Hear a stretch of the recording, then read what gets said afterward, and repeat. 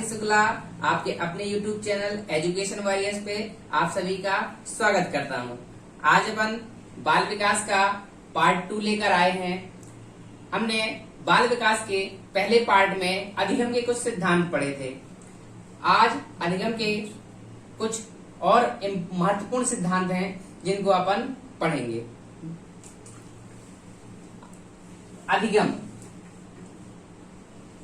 अधिगम के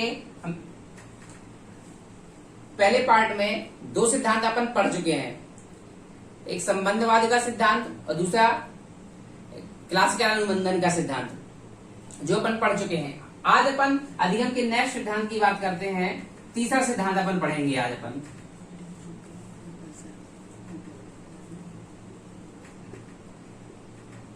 क्रिया प्रसूत का सिद्धांत।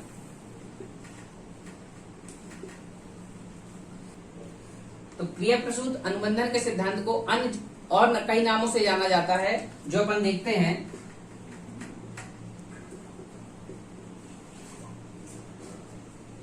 साधनात्मक सिद्धांत,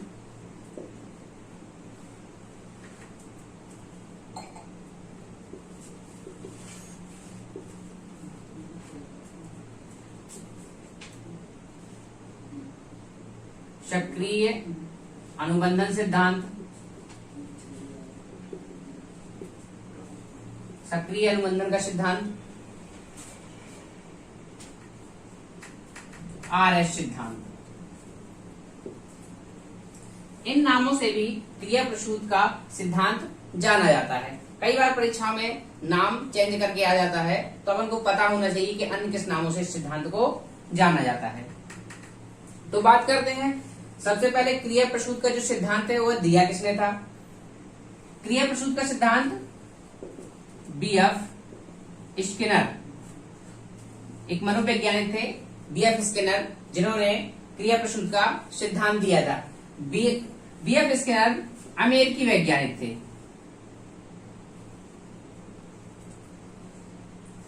बीएफ स्किनर अमेरिकी वैज्ञानिक थे और इस सिद्धांत को उन्होंने 1938 में दिया था। तो सन भी याद करना जरूरी है कि यह सिद्धांत कौन से सन में दिया गया था। तो 1938 में इस सिद्धांत को दिया गया था। क्रिया प्रसूत का जो सिद्धांत है यह पुनर्बलन पर आधारित सिद्धांत है। इसका जो में थ्योरी है यह पुनर्बलन के सिद्धांत पर कार्य करती है। पुनर्बलन का मतलब है, ये शब्द मैं यूज कर रहा हूं, पुनर्बलन। इस सिद्धांत में इस शब्द का बहुत बड़ा रोल है। पुनर्बलन का को अपन ऐसे समझेंगे कि अपन किसी काम को करते हैं, उस काम को करने से अपन को कुछ आनंद की प्राप्ति होती है या कुछ अच्छा होता है, तो अपन उस कार्य को बार बार करना चाहते हैं। तो वही कार्य अपने लिए पुनर्बलन का कार्य कर रहा है, मतलब अपन को उस काम को करने के लिए प्रेरित कर रहा है। और अगर हम किसी काम को करते हैं, हमें कुछ बुरा प्राप्त होता है तो अपन उसको करना नहीं चाहते हैं, और अगर कुछ अच्छा होता है तो अपन उसको करना चाहते हैं। तो जो अच्छा हुआ, जो उसका रिजल्ट अच्छा मिला, अपन को पॉजिटिव रिजल्ट मिला, तो वो अपन के लिए पुनर्बलन का काम करता है। तो यह सिद्धांत पुनर्बलन के सिद्धांत पर कार्य करता है। तो स्किनर महोदय ने इस पे दो प्रकार के प्रयोग किए हैं। पहला प्रयोग किया है चूहे पर और दूसरा प्रयोग किया है कबूतर पर। तो पहला चूहे पर भी प्रयोग किया गया है और दूसरा कबूतर पर प्रयोग किया गया है। तो सबसे पहले अपन क्रम से देखेंगे, थ्योरी दोनों की समझनी जरूरी है। पहला, सबसे पहले बात करते हैं चूहे पर। स्किनर महोदय ने सबसे पहले अपने प्रयोग में चूहे का प्रयोग किया। क्या करते हैं? स्किनर महोदय एक यंत्र लेते हैं, इस यंत्र के अंदर चूहे को रखते हैं। इस यंत्र के अंदर चूहे को रखा जाता है, इस पर एक घंटी लगी होती है और यहां से यह यंत्र खुल जाता है, लेकिन लीवर दबने से, यहाँ पे एक लीवर लगा होता है, लीवर के दबने से यंत्र खुल जाता है। यहाँ पर एक थाली रखी होती है और यहाँ पे कुछ खाने के लिए रख दिया जाता है। कोई भी खाने के लिए मांस का टुकड़ा है या कुछ भी अपन खाने वाले पदार्थ रख देते हैं। फिर चूहा को भूख लगती है। जैसे ही चूहे को भूख लगती है, वह यंत्र के अंदर हाथ पैर मारना, उछल कूद करना, इधर उधर घूमना टहलना शुरू करता है। जैसे ही भूख बढ़ती जाती है, चूहा और परेशान होता जाता है। फिर वह इधर उधर घूमता है और उसका पैर लीवर पर रख जाता है। जैसे ही पैर लीवर पर रखता है, पिंजरा खुल जाता है और ऊपर से भोजन गिरता है, नीचे थाली पर आ जाता है। और जैसे ही थाली पर भोजन आता है, चूहा उसको खा लेता है। फिर यही प्रक्रिया फिर होती है। फिर अगले दिन चूहे को बंद कर दिया जाता है। फिर चूहा हाथ पैर परेशान होता है भूख लगने पर। इसके बाद फिर लीवर पे उसका पैर जाता है। पुनः उसको भोजन फिर से थाली पर गिरा हुआ मिलता है। जैसे ही लीवर दबता है, फिर से वह भोजन खा लेता है। यह प्रक्रिया बार बार चलती है। फिर चूहा एक समय ऐसा आता है कि चूहा सिर्फ लीवर को दबाता है, बार बार परेशान नहीं होता है। सिर्फ वह लीवर को दबाता है और उसको खाना प्राप्त हो जाता है। तो यह फिर वह खाने के लिए, फिर वह सिर्फ खाने के पर्पज से ही उछल कूद करता है। जब उसको भूख लगती है तो सीधे लीवर दबाता है। क्यों दबाता है? क्योंकि उसको खाने को मिल रहा है। ये जो खाना है, ये जो भोजन है, भोजन के लिए वह लीवर को दबाता है। तो भोजन इसमें पुनर्बलन का काम करता है। इसमें पहले परेशान होता है, वह पहले कोई काम करता है, इसके बाद उसको भोजन प्राप्त होता है। तो इससे पहले मैं आपको याद दिला दूं कि मैंने आप लोगों को एक एसआर थ्योरी पढ़ाई थी।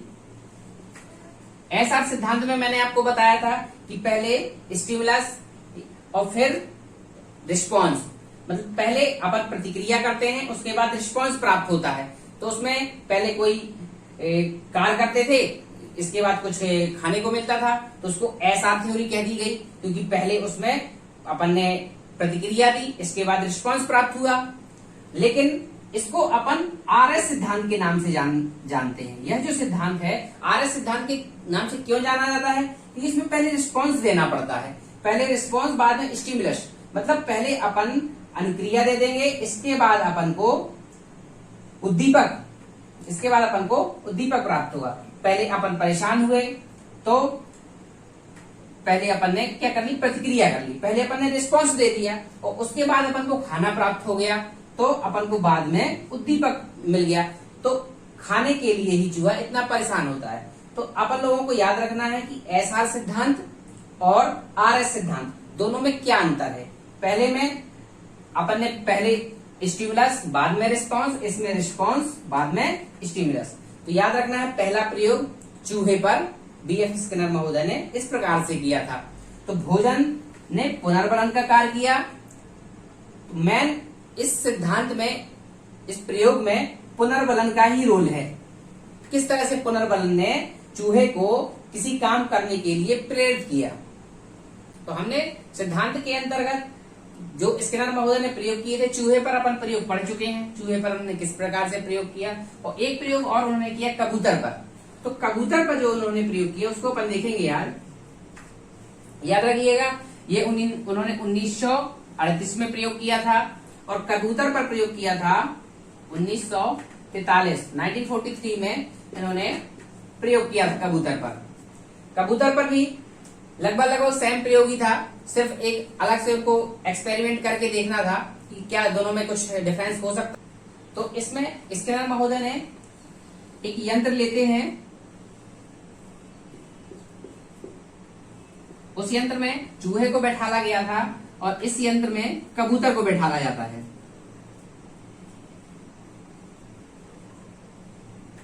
इस यंत्र में एक कबूतर को इस यंत्र के अंदर बैठाला जाता है। वही कहानी जो चूहे के साथ करवाई गई थी, ये वही कहानी इसके साथ करवाई जाती है।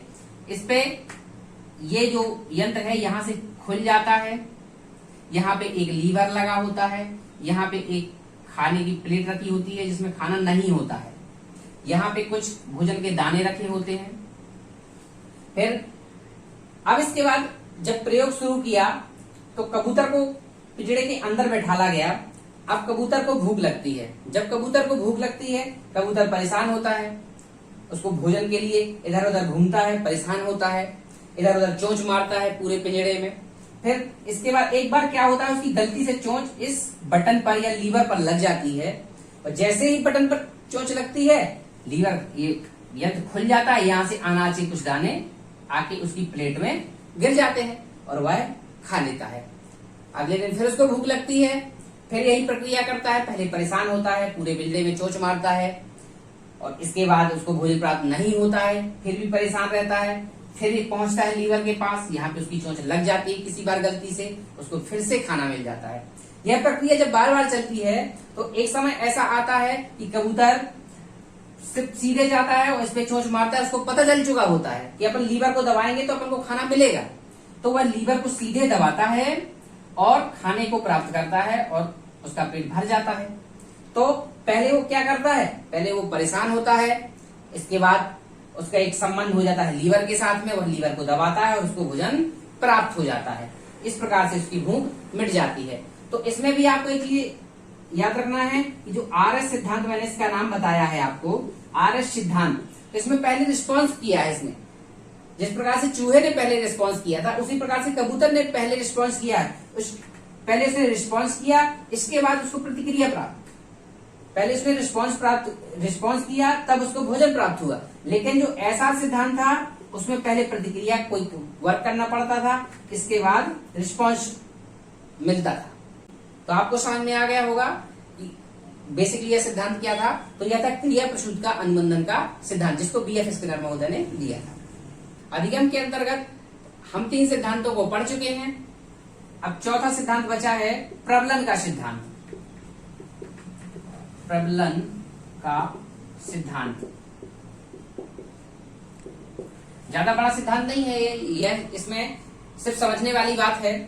जो प्रबलन का सिद्धांत है, इसको दिया किसने, सीएल हल। सीएल हल महोदय एक मनोवैज्ञानिक थे जिन्होंने इस सिद्धांत को दिया था। फिर वो कहाँ के थे, अमेरिकी वैज्ञानिक थे, ये भी एक अमेरिकी वैज्ञानिक थे। और कौन से सन में दिया था, 1915 में दिया गया, 1915 में दिया था। तो हर सिद्धांत को अपन को 3 चीजें याद रखनी है कि दिया किसने, किस मनोवैज्ञानिक ने दिया, वह कहाँ से संबंधित है, अमेरिका से संबंधित है, जिस देश से संबंधित है जो भी मनोवैज्ञानिक, और किस सन में दिया, 1915 में दिया। हल महोदय ने इस सिद्धांत में 2-3 चीजों को बताया है। सीखने का आधार आवश्यकता है। उन्होंने आवश्यकता पे जोर दिया है सिद्धांत पे कि अगर हमें किसी चीज की आवश्यकता है, अगर हम उसे पाना चाहते हैं, तो हम उसको पाने के लिए उसको पाने का तरीका सीखने की कोशिश करेंगे।